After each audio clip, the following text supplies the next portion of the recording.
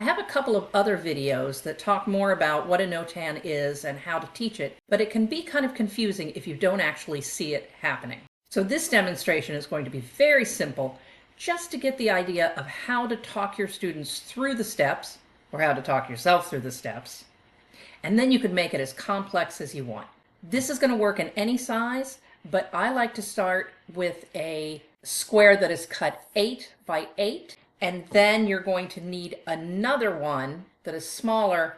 I do mine 4 by 4. So first you're going to have your students pick their 2 pieces of paper. Make sure they get contrasting colors and not 2 of the same color. We're going to put this one aside for now.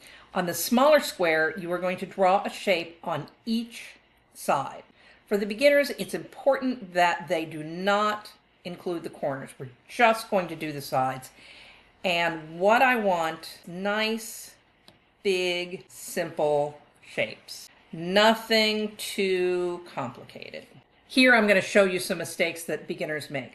One is I will get kids that will make tiny little shapes. This is not going to be effective. The other thing I'll get is kids who make really complicated shapes that they want to cut out. And then once they start to cut it out, they use their whole time trying to cut out this excessively complicated shape. Not to say that a NOTAN can't be that complicated, it certainly can, but this is not for beginners. So what we're starting with is very simple shapes.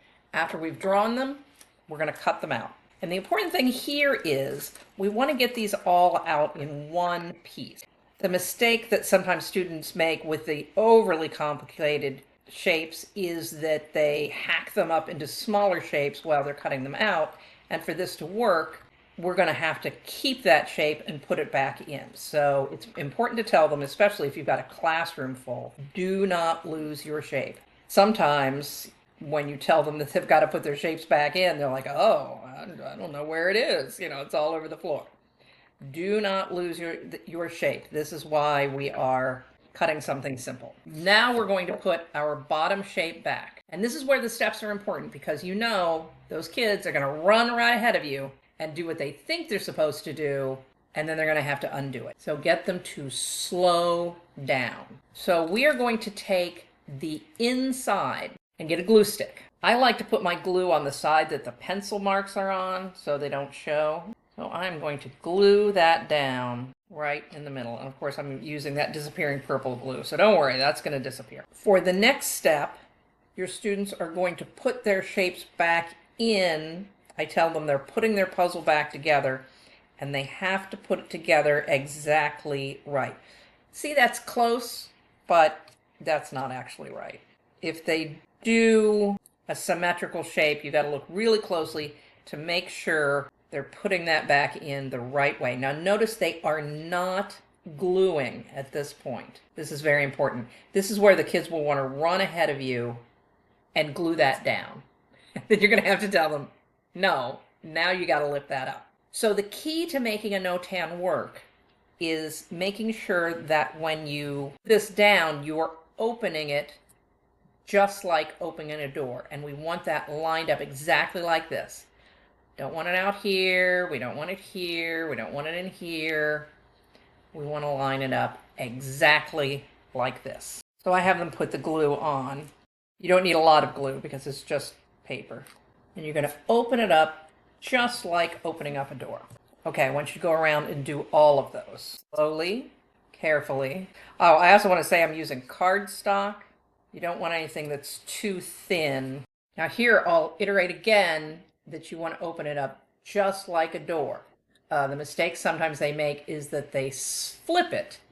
And that, although it looks kind of interesting, that is not the way it should be, because you can see that doesn't match up. What we want to make sure is that it lines up just like a door. And there you have it. So easy.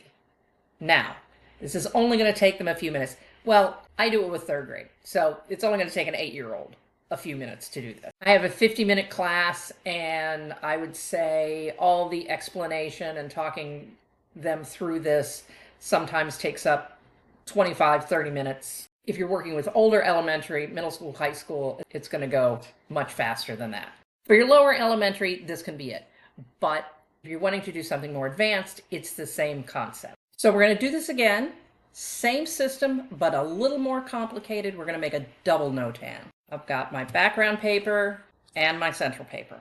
Again, it's not going to be sophisticated enough that we're going for the corners, but we are going to make a little bit more complicated shapes inside. And importantly, we are going to make it double. So we are going to put shapes inside our shapes. Next step, cut, same as before.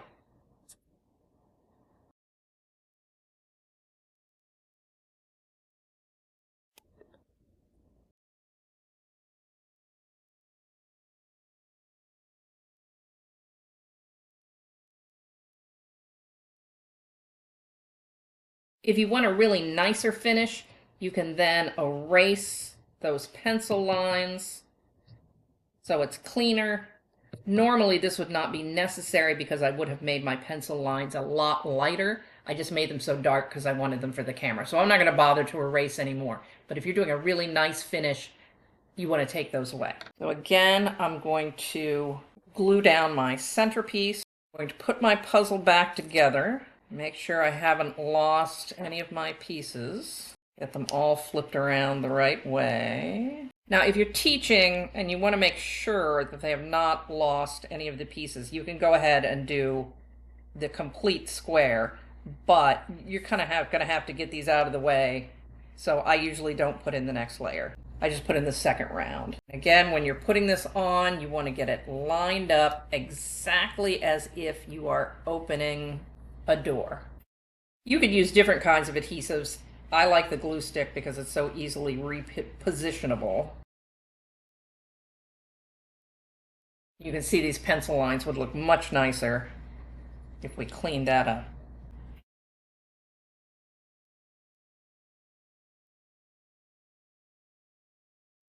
Right on the line. All right, let's see where these pieces go.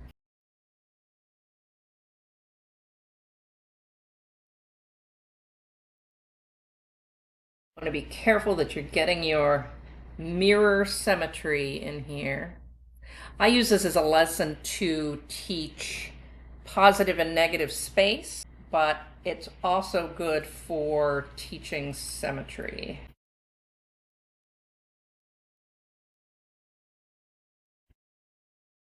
As you can see, I cut out two shapes of this one shape. You can make it as complicated as you want. I've got a nice thick cardstock here, which is ideal to work with. You don't want it so thick that it distorts when you cut it, but you do want it to have some body. All right, there we go, a little bit more complex.